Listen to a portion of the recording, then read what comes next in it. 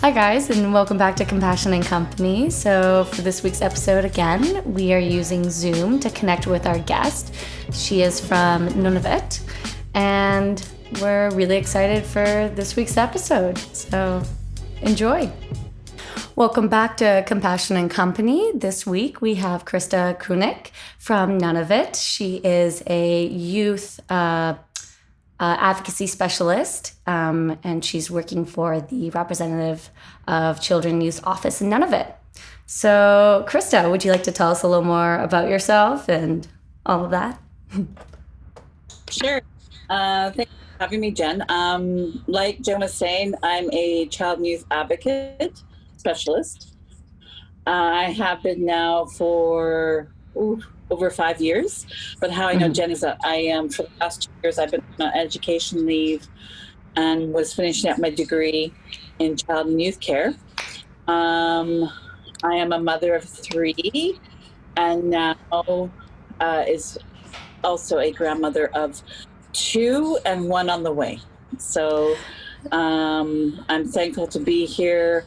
I always like to sort of talk with people and meet people and find out about them. And it's just, I'm just glad to be here. Yeah, good. I'm so happy to have you on. I was really looking forward to this session. So I think there's going to be a lot of good conversation. So let's just get started. What is your understanding of self-compassion? I think self-compassion is something that it takes time. And people learn along the way what their own self-compassion is and how that looks for them. And when I think of self-compassion, I think of patience, I think of wellness, I think of mistakes, and that it's okay. Like I said, everybody is sort of different in who they are. So your self-compassion will definitely possibly look different than mine, but it's understanding and having, and also towards others. And so it's a growth thing, I think. And when do you think that was something you started to really pick up and practice? I think quite I think in a young age, truthfully. Children can have a lot of self-compassion and kind of honing that, they may not realize it, but I think it's there, and I think we all have it there at a young age. But for me, I don't think I really felt it or knew what I was like, that this was what I was, sort of my path and my journey, I'd say until my early 20s, I'd say. Like, it's sort of then that I realized, that this is something that I need to take care of, and this is something that I need others to know that they can have that as well. And what did it look like in your 20s when you were practicing it? And did you call it self-compassion for yourself, or? I don't think I called it self-compassion. I think I just needed to be better. I still work on it today. I think it's not something that you can get there, like that's how it is for the rest of your life. I definitely have moments where I need to say, okay, like sometimes smarten up, sometimes, check in with myself. But for myself, when I was younger, it was more of being in tune, I think, with my feelings and my emotions. I've always sort of had that in me, I think. And so aware of when I felt either angry or when I felt heated or when I felt happy or when I felt sad. Like, just being aware of that, and not necessarily, I may not have like done the right thing or coped the right way, but just knowing was really important. So can you restate the last part? It just kind of cut out for just 1 sec. I may have coped the way I would have liked to in my 20s, but just being very aware of and being very aware of how I was feeling was really important. So yours was definitely, your self-compassion is just having that awareness of like emotions and like, things you're going through, would you say? Yeah, because I think people think like when you talk about self-compassion, for me it means, like I said, like, you know, you're gonna make mistakes. You're gonna have moments where um need more self-compassion, yet you're putting your, like, we constantly, I think sometimes as humans we put ourselves down without realizing, or we push ourselves to limits that might not necessarily be safe, or you know, we don't really get into, we're not in tune right away with how we're feeling. So I like the self-compassion to me is just a learning, like it's just learning, and it's continuous. It's not, it's fluid. It's not something that you have and then you have for the rest of your life, like perfectly. Like it changes, it evolves just as. Yeah. How do you think it's evolved for yourself, like now, like comparing like 20s to 40s? Well, I think um having children was a big thing for me. And that was a difficult time for me, was having my children. um and I there, you know, there's, I won't go into a lot of detail, but I think, you know, depression played a part to it. Having these humans that I'm supposed to care for the rest of my, like, their lives, or until, like, till they, you know, leave the nest, was hard. And that changed, though. It's interesting now that I'm a grandmother, and now that I've seen my children, and I've, you know, again, I probably put myself down quite a bit through their lives, but they're good people, and they've grown into some very nice individuals. So I'm thankful for that. Sometimes I Yeah. think, oh, where did that? But um, you know, I think for me, as time went on, uh, it not only seeped into my professional life, but my personal life, if that makes sense.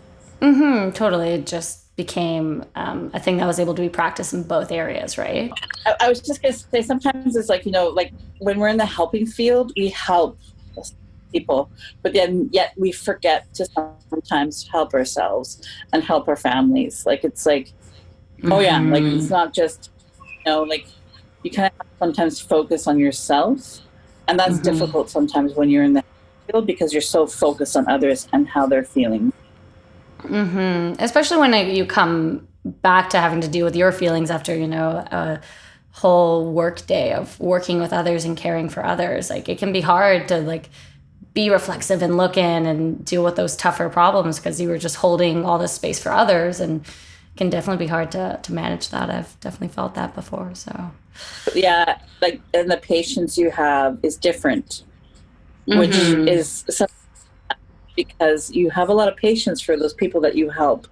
Yet when you get home, you don't want to have that same kind of patience and that same, like, thinking pattern. You just want to go home. You just want to relax and just chill. And sometimes, and then these other humans that are dependent on you, and so yeah, it's interesting. definitely a lot of pressure as a mother to you know, you're having to care for yourself and others, and that, I mean, I'm not a mom, but I could only imagine how hard that is. And there's also like all those like social kind of expectations of being a mom and what you do and being a working mom, and I can imagine like the critique around that would be really exhausting.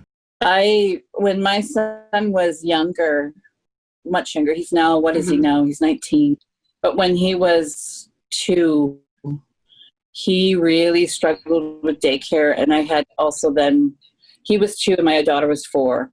And I was like determined to work, and my husband was working, and, you know, basically, I was sending this poor little guy off into daycare, and he struggled. And there was one day where I said, okay, I can't do this anymore. And I talked to my husband, and I said, no, we can't, I need to stay home with my children.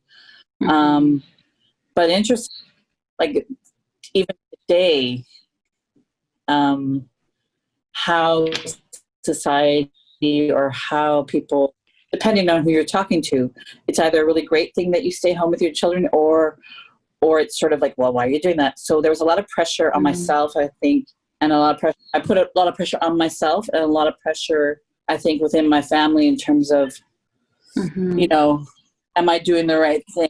Shouldn't, you know, you hear the pros and the cons of daycare, and you hear the pros and the cons of having children stay home. And so it's an interesting thing being a mother and having to bring these children up the way that you hope that they feel they're doing well and that they're good humans. And how during like that time did you show self-compassion? Like, that's why I said, like, I struggled a lot when I was a mother. Like, to be honest, I think I don't, you know, I think, honest to God, like, it sometimes felt like I was in, what's the word, like, just a mode where it was just like, mother, make sure that, okay, we have to make sure they got to eat. We got to make sure they go to sleep properly. We need to brush their teeth. We need, like when you do that for so long, it's like, you sort of forget about that self-compassion, I think. And I feel guilty saying that, but for myself, I think I did. Like, I really think I didn't put a lot in there. And what do you think that's taught you now then, as a grandmother? As a grandmother, it's the best. I think I'm in tune, like, maybe that my children are older and the type of work that I've always done, I have grown to understand the importance of, like, being grounded. I've grown to understand the importance of taking a step, looking at myself and being reflective of who I am and what I'm doing. So that now they're at an age, like I said, you know, I've got a daughter in her 20s, a son who just turned 19, and I have a 15-year-old. So I try my hardest to now instill that, like, the importance of grounding, the importance of, you know, looking at yourself and being really in tune with who you are and what's going on and why you're reacting this way, or what's happening in your life that is making you feel this way, or, you know, just being really honest with them about, like, it's okay to be vulnerable and to talk about your emotions and talk about your feelings in a way, because that will help with their self-compassion and their understanding of how life is. I really like that you went to that place of, like, modeling that behavior for your grandchildren and your kids, because I think, and, you know, the position you're in, like, that is a big role that you're filling in those lives. And you actually shared something kind of like similar to this on Facebook the other day about, it was like, self-regulating yourself is what is the best way to, like, help your children, or something like that. I forget what the quote was, but yeah, I remember that quote as well. I liked it because, you know, the way you model it and the way you do it will be a way for them, and, like, a good way.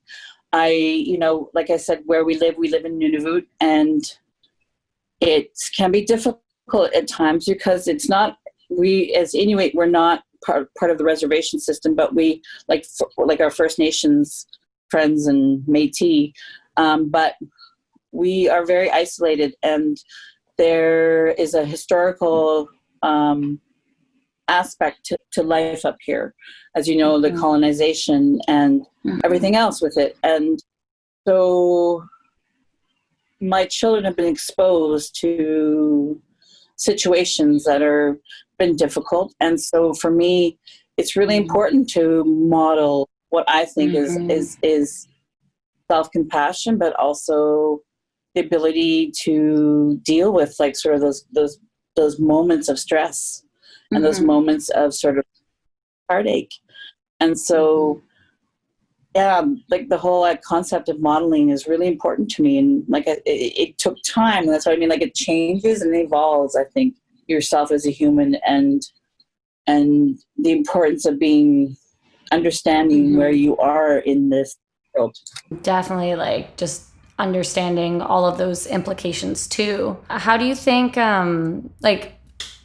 more, do you think that kind of modeling behavior and, like, teaching is that something that's an Inuit, like, within Inuit culture?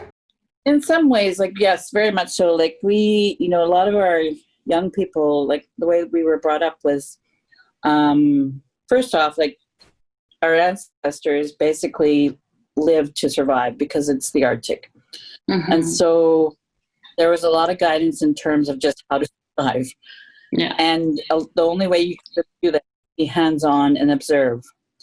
So one of my safeties is my husband was building a kamotik, which is kind of the sled behind the skidoo where you can put your stuff, your hunting gear, and it's long, it's wood. And I just remember looking out the window and my husband and his friend were building it. And my son was there. And at that point, he was probably 4 or 5.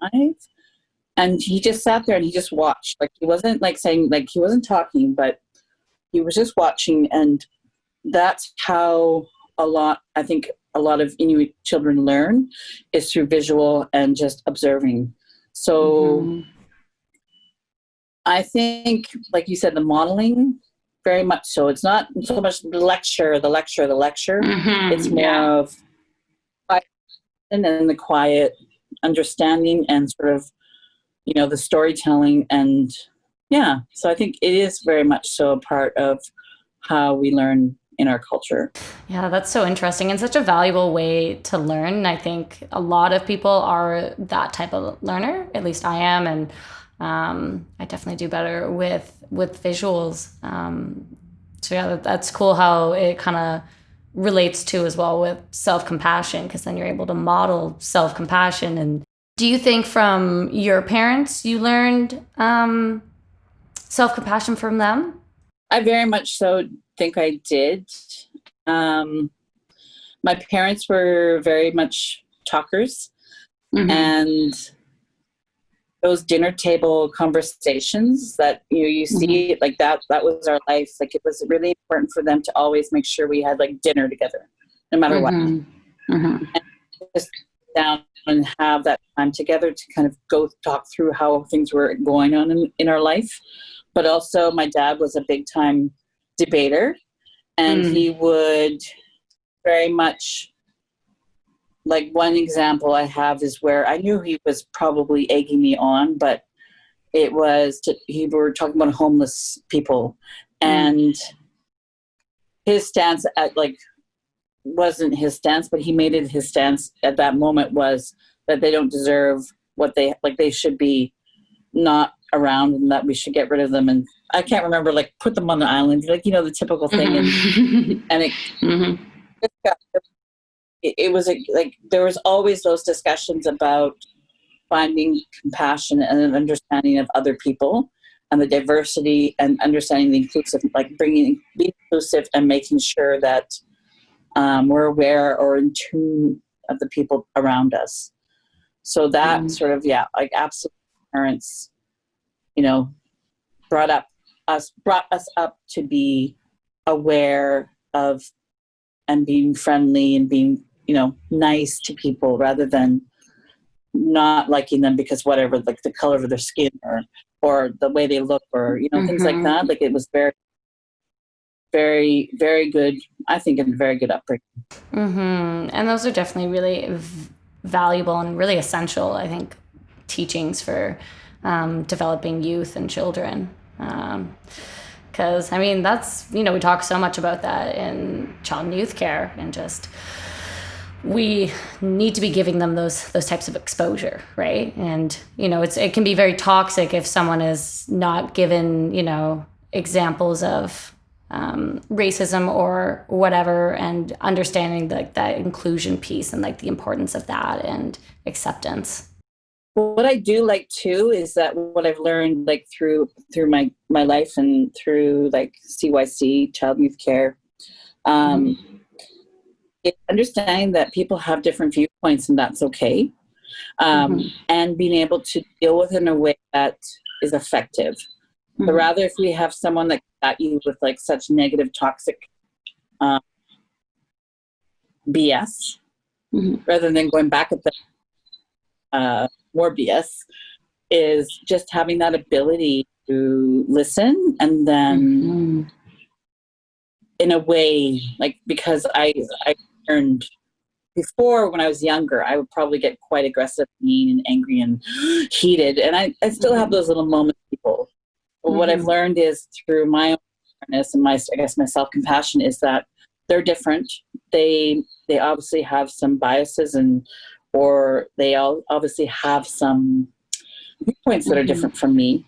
Doesn't mean they're wrong, or it could be wrong, but I still need to give them that space, and then have a more of a, what's the word? A conversation that I hope could change a viewpoint in a way that's more effective than calling out. Yeah. Yeah. Yeah, I was going to say that kind of reminds me of the whole like calling in rather than calling out, instead of like going through like, emotions that are so much more aggressive and everything. And there can be a lot of righteous anger within that. But I also think that to be productive and actually, like you said, change a viewpoint, like you have to listen. And sometimes that means biting your tongue. But when you do that, then like you said, there's so much more space for actual conversation rather than a debate. There is. Like, I think people have a right to their thoughts, and we should listen, but we should also, it can be more productive, I think, if people just took the time to be more empathetic, I guess is the word. Yeah, totally. And so like in those moments when you're having those conversations, like, would you just say it's like the awareness piece is the self-compassion that kind of helps you navigate those situations? Absolutely. Like, I realized, okay, where's like my first thought is not, like I don't go at them. Like my first thought in my mind now is, okay, Christa, what's going on here? Like, it takes a lot of time. Like, again, like my younger me probably would not have been doing so well, but I'm like, okay, Christa, what's going on here? Why are you acting this way? Bring it down, calm down. It's not you, it's them. Their thoughts, not your thoughts. Or your things. Yeah. So that, like, that, again, that self-compassion is just very in tune with yourself, even in those heated moments. Totally. Yeah, it's great that like self-compassion can kind of let you like be like, okay, this is this person's opinions and here are mine, and they're not here if I don't want them to be here. Like that's a really healthy distance that you're able to just create. Yeah. And just as you said, that healthy, like, again, like we've talked about this before, you and I, various different times, but like boundaries, like healthy boundaries are okay, because that's what it gives you, that like what your boundaries are. And talking about those boundaries can be difficult for some people, but I think it's so important, because that's what empowers you to understand yourself more and what you know to be you, or the truth for yourself. It totally does. It gives you a lot more insight into like who you are as a person. That's what like I found with just setting boundaries. It's like, oh, that's a need, and that's something that is a part of me, so it's definitely such a important thing to learn. And I think for some people it's not always easy to apply them and uphold them. You want to please people, you want to make them happy, right? And so there's a lot of struggle for people when it comes to, I want to make them happy, so I'm going to say yes. But deep down they may be going, like, crap, I really don't want to do this, but I want them to be happy. And yet sometimes we forget, like, be happy as well. And so finding balance is really important. Yeah. So would you say like saying like no and setting boundaries is self-compassion, or like an extension of it? Absolutely. I think so. Like I said, again, to me, it just makes you know who you are. And for self-compassion, like I said before, like some people are like, well, self-compassion is being happy with yourself. Absolutely. Yes, it is. But it also, there's components to it to get there. And sometimes it's bumpy, and sometimes smooth, and sometimes it's great, and sometimes it really sucks. Yeah, yeah, totally. It's been a journey for me too, finding self-compassion, and especially lately with like COVID and changes and hardships and all the things. Like it's been a huge time for me just applying self-compassion, and a big thing for me is actually this podcast has been almost my self-compassion because it's just allowed me to put positive energy somewhere that I get it in return, and just having these conversations too. These conversations are so important, and I think it's really cool because because you're now, how old are you, Jen? 23. 20, Yeah. 23 years. Yeah. 23, my life was very different, like compared, like I was just having this conversation with one of my colleagues an hour ago, and how because of the dialogue that young people are having now, that they're having it younger, the conversations that they're having now are just, to me, so cool, because at 23, my age, we weren't really talking about these things because it wasn't part of our thought process, I guess you say, or our society. But now, like a lot of younger kids are they're just the coolest kids because they're working on themselves. So important that really I didn't work on myself really until, I want to say, like hard until my 30s. So I think that's fantastic, and I think important, the younger the better. Like, to me, the younger the better opportunities people will have, and the better opportunities where they will just make better choices for themselves and enjoy themselves more. Totally, yeah. Yeah, and it's cool too, like, because we're definitely learning all of this from like people like you and other people, like creating the conversation, and it's cool how collective it is with kind of an unlearning process with self compassion. Because I think for myself, I was very much conditioned. Oh, you just keep going, pull your bootstraps up, like that kind of narrative. But yeah, I've had to do a lot of unlearning and conversating with people, and it really brings you so much more insight and about yourself and others. So I agree. I think too, for self-awareness or self-compassion, it's really, really important as well as to be really not just in tune with yourself, but in tune with others and around you. Like, even like, if I see someone who walks into the room that I haven't seen for a while, I'm like, hey, like if you walked in, Jen, I'm like, hey, Jen. Or every time someone comes in, make a point of making eye contact or talking or being present where you are is also very important to help you grow as a person, but also help the people around you. Because I find that our society now, like, you're on a bus, you're somewhere, you don't make eye contact, you're just in and out, you're not really talking to people. And I may not know you very well, but I'd like to say good morning to you sometimes, right? Like, it's like just taking the time to acknowledge and say hello is helping in terms of who you are, I think, as a person. Yeah, and it definitely helps with, I think, a bit of just like social confidence and all of those things. And just also kind of, like you said, that acknowledging piece. And I think little things like that can really impact a person too. Like, maybe they hadn't gotten a hello yet from someone, right? And maybe that was like, oh, like that makes me feel valued and recognized. And I think that's the kind of environment we need to be like fostering for, conversations like self-compassion to happen. I think so. I think too, like, again, there's no pressure to it. I'm not saying, like, I'm always big on be who you want to be, what you want to be. And I work sometimes my words. I think my words are most times very open for, thoughts for other people to think of, like what she's trying to say. But I worry that people think, well, to have self-compassion, you have to greet people and you have to be nice and you have to, like, it's entirely up to the individual to be who they want to be and how. But just be mindful of oneself and be like, just take the time to think And how that looks is entirely up to everyone, every individual. Mm-hmm.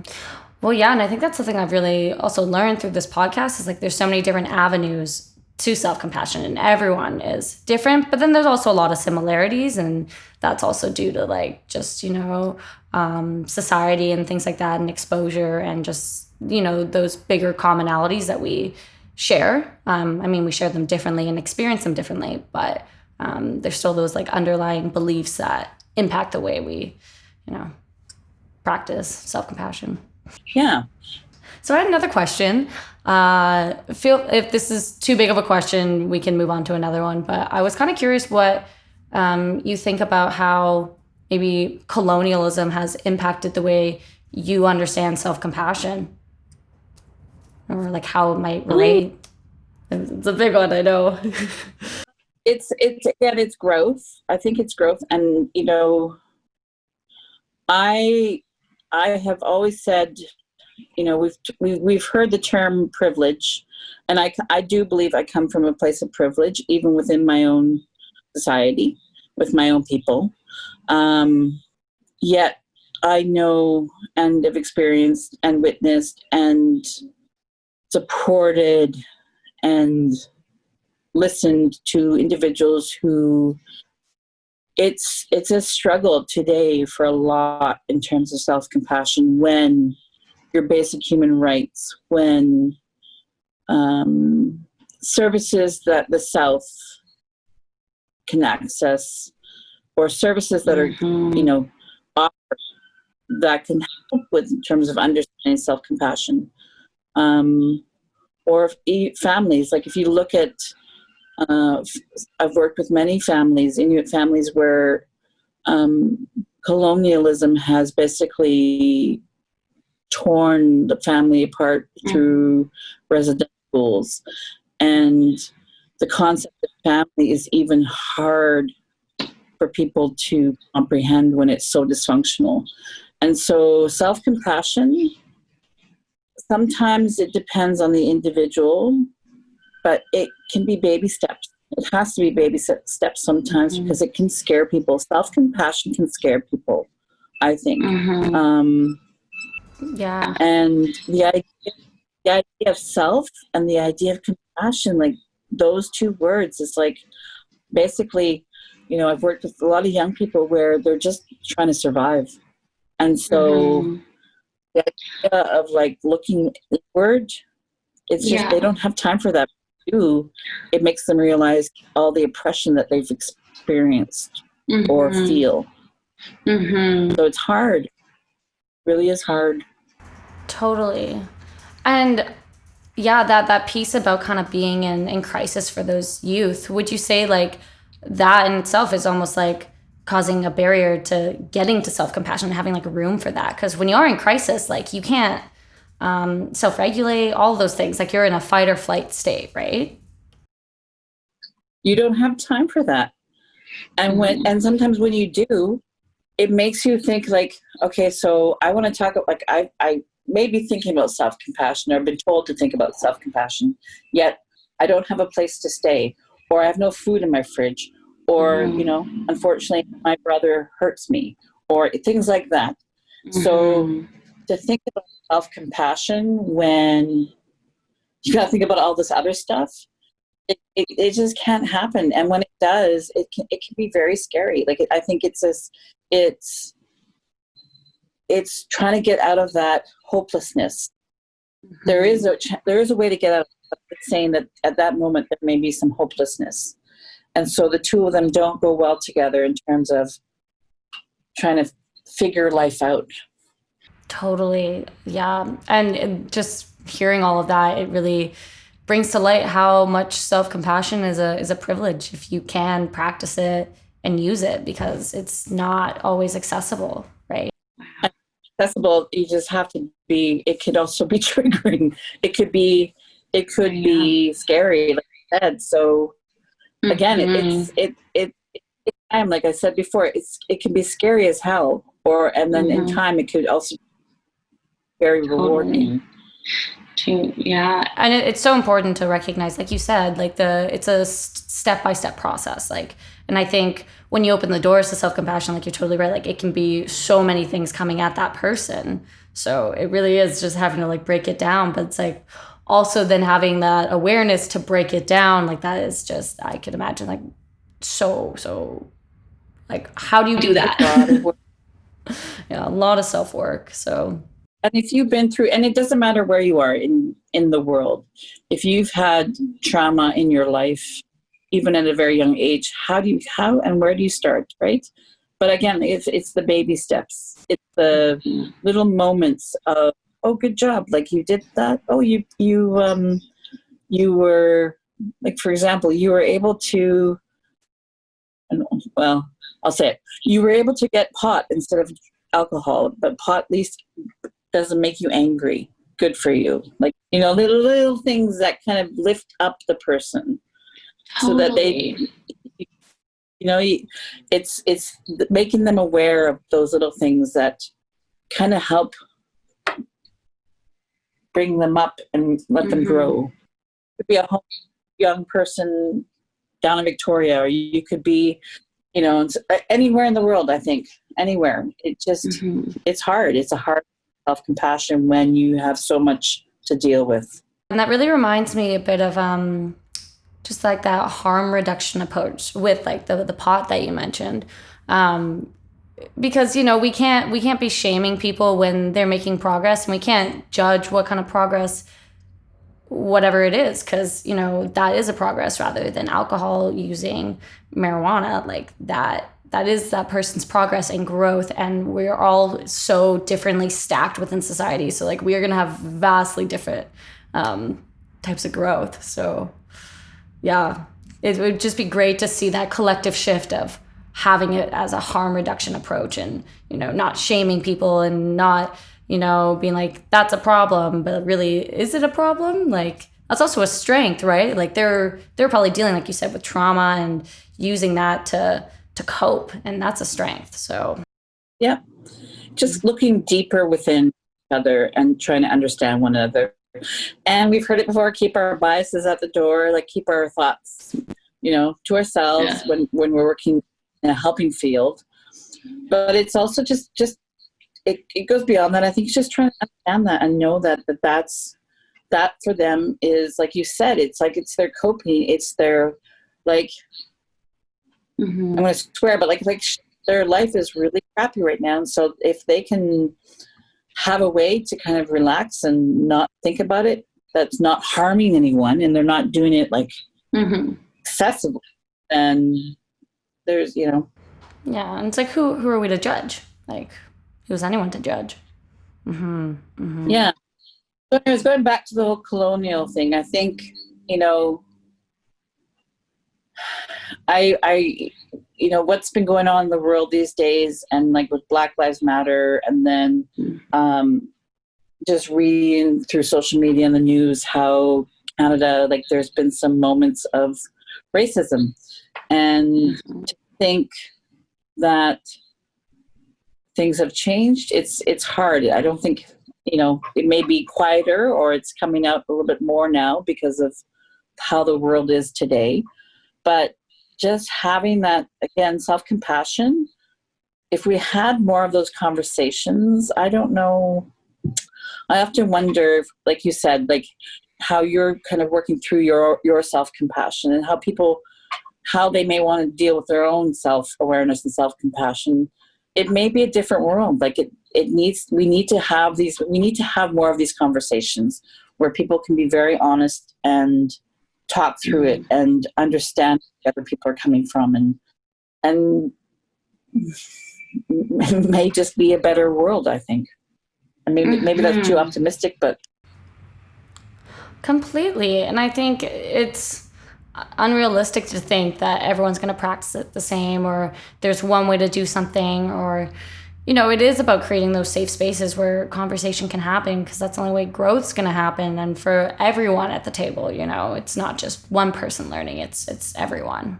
I'd love to hear more just about, like, within your own community, in Nunavut, what self-compassion you've seen from others, and what maybe they've taught you. So much. I think I immediately think of the land, and I think of being out on the land. Mm-hmm. I think I took an example before. There's something about the land that's very ingrained in Inuit. Like it's almost like it's a part of the air we breathe. It's in our blood. It's in our soul. It's like it's just around us all the time. And for example, my son, he's, like I said, he's older now. But growing up, there were times when we could tell he needed to be out on the land. And so my husband would take him out for the day to go hunting or just go for a skidoo ride. And when he came back, it was like his eyes changed, his whole demeanor changed. He was back to like calmer, not so angry.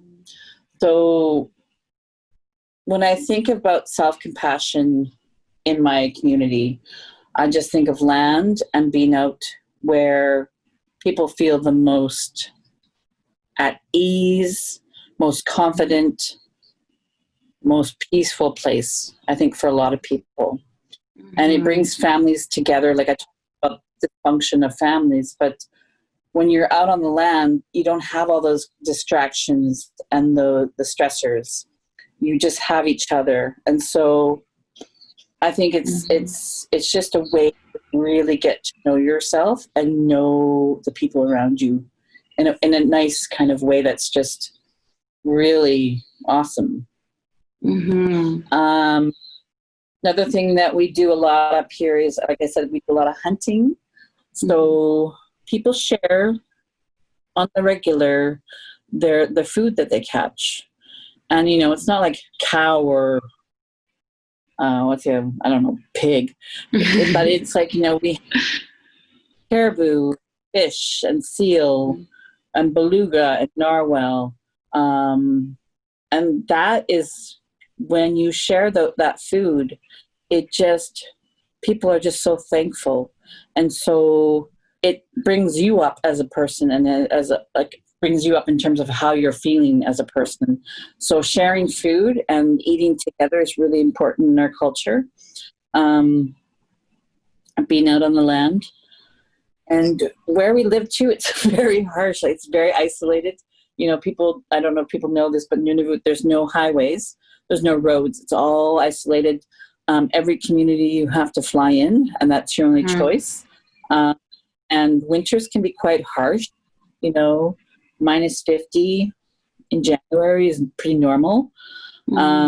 So people just take care of each other. If we see someone like walking on the road, we'll pick them up. Or Inuit are very big on making eye contact. So even if I'm driving and I see someone, we make eye contact, we smile. And that's even, and I'm walking on the side of the road. If you don't, it's considered rude or like strange. So making the eye contact and smiling and acknowledging each other is very important. And it's a quiet, like you don't have to talk. It's just making sure you see each other and say, I see you there, and smile, because it's a long way. So, so there's little things that make it very, I think, a lovely place to live and a loving place. Too, we have a lot of namesakes. So, for example, my son is named after his grandfather. So there are people who say, hi, Grandpa, or hi, Uncle, or hi, Dad, because he's named after him. So he takes on his characteristics. So it's very loving. Like there's just a lot of love in terms of he's my son, but he's also taken on the characteristics for people of someone who's passed. So if that makes sense. So it helps them. It helps, I think, people when they have namesakes, because it's important. When you get those namesakes, it just means you're important. Wow. And like that kind of goes back to like the modeling behavior.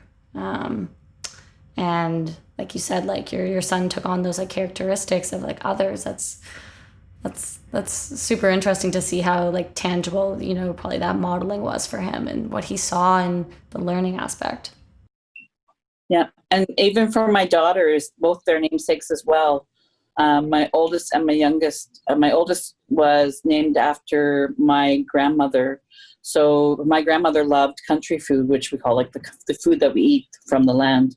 Mm-hmm. And to this day, people eat her food because they know she loves it, and she does. Like they'll eat everything that's given to them, given to her, but because of her namesake, she loved food. So here, this we're giving you this, and she takes it, and it's almost like it was ingrained in her in a very young age. So her self compassion, her self awareness, I think is it's just lovely to watch in children when they have that, when they have those people around them who love them very much.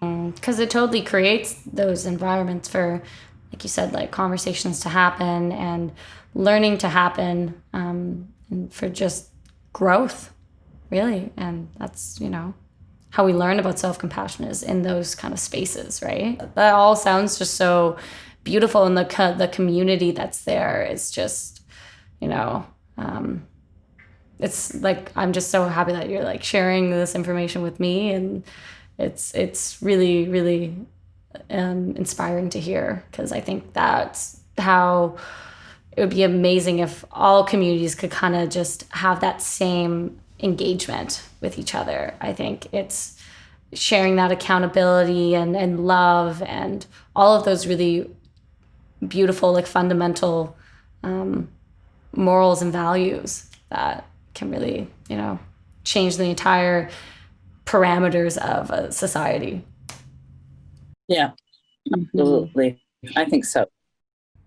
So you moved down to Victoria when you were younger, correct? Because you lived a bit in Victoria and then moved back to Nunavut.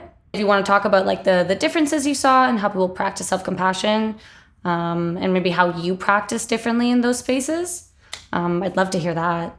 I think family is really important no matter what culture you come from. Mm-hmm. We're blessed. I'm not religious, but I feel very blessed to have the people that I have in my life. I was adopted when I was a baby, and in those days, it was in the 70s. It was hard at first because it was a white family. And so, but I'm lucky today. I'm both, of course, my parents, who were my parents, my adopted parents, but I also have a very large, loving Inuit family. So my Inuk parents are still alive and very much involved in my life and involved in my children's lives. And so I've been very lucky that way. But I did see a lot of similarities. Like, for example, I think I did okay in life because traditionally Inuit, when they're adopted, they always know where they came from. They always know, oh, that's like, Mika's your mother and Japati's your father. But your parents are Val and Rob. So growing up, my parents were very much like that as well, saying, this is Mika and Japati are your parents, or your you know, your birth parents. So there was never, and for Inuit too, there's not this secrecy. There's not this like, who am I? Oh gosh, I don't know who I am. Like my identity was never an issue. And that I think helped in terms of my self-compassion, understanding myself, because it was never a secret. It was always there. And I think that helped a lot in terms of my growth and growth. And like I said, to this day, like, you know, even though I was adopted to a white family, I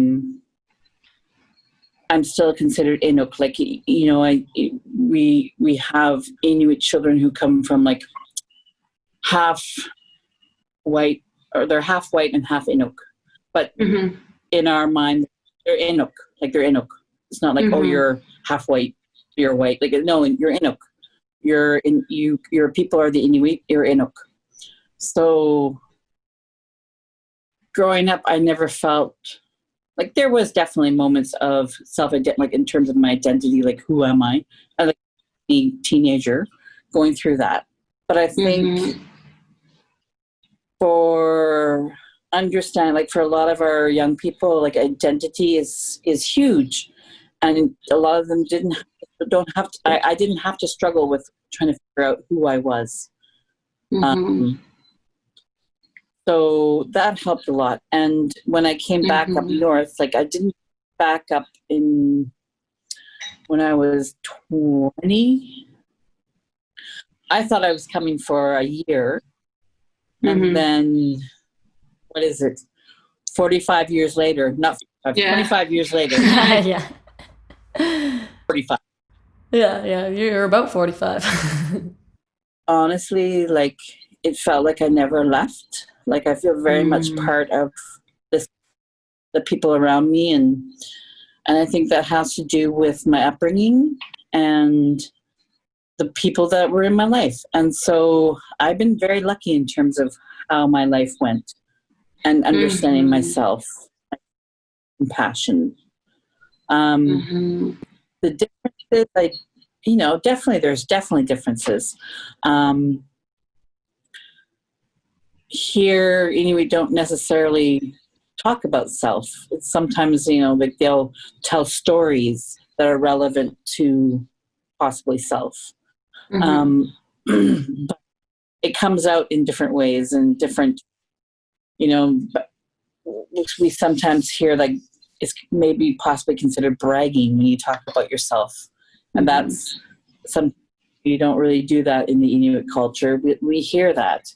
And so a lot of times what I may say or do, I'm like, oh, if I was around my Inuk mom, she might be like, like, oh, you careful, you're talking too much of yourself and your ego needs to kind of bring it down. But really, it's talking about self, like, being more self-aware. But again, it's different. It's just of, like, how we observe a lot. Like I said, children observe a lot.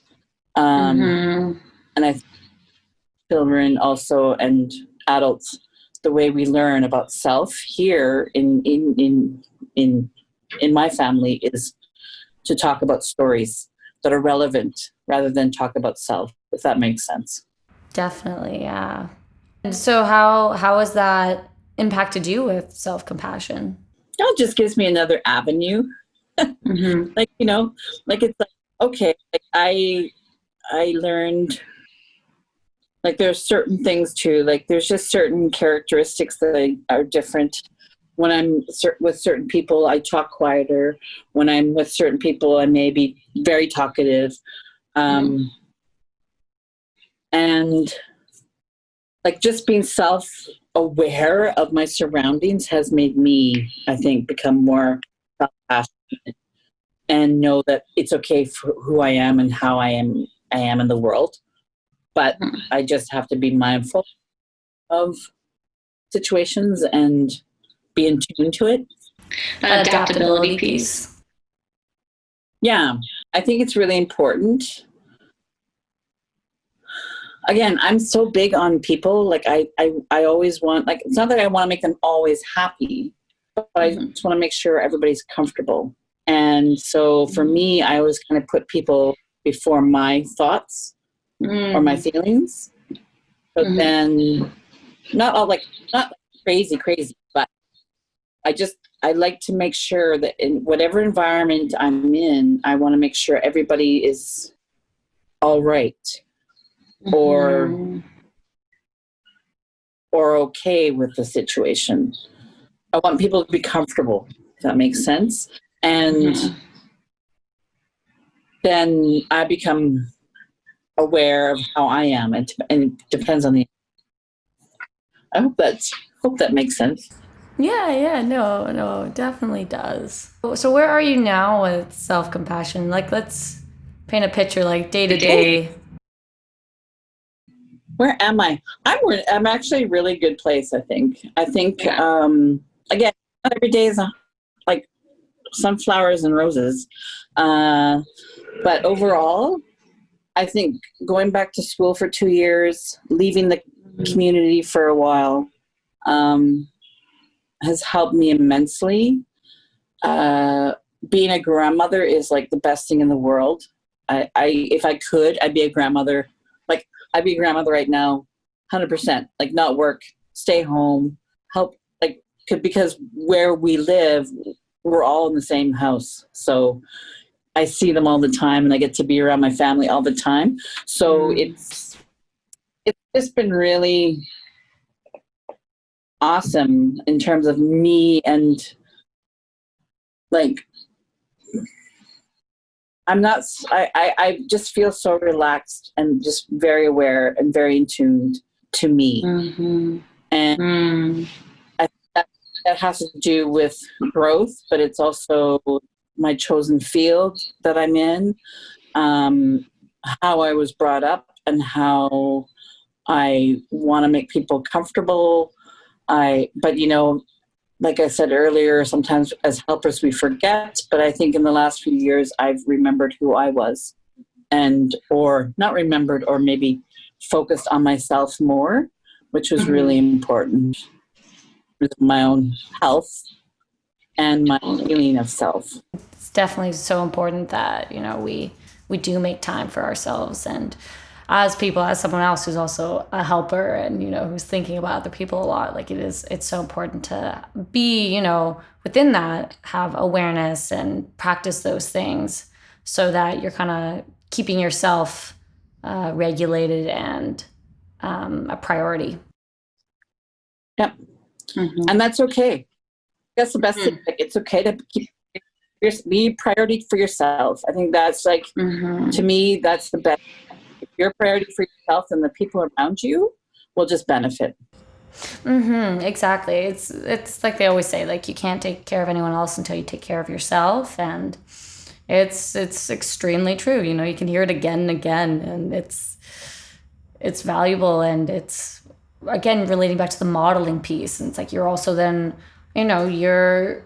you have your platform and people are going to watch and learn from you. So it is important to carry yourself well, because then other people can see that and learn from it, because telling someone isn't always the most effective way to, support them, but rather, supporting them through modeling is probably a really beneficial avenue for a lot of people.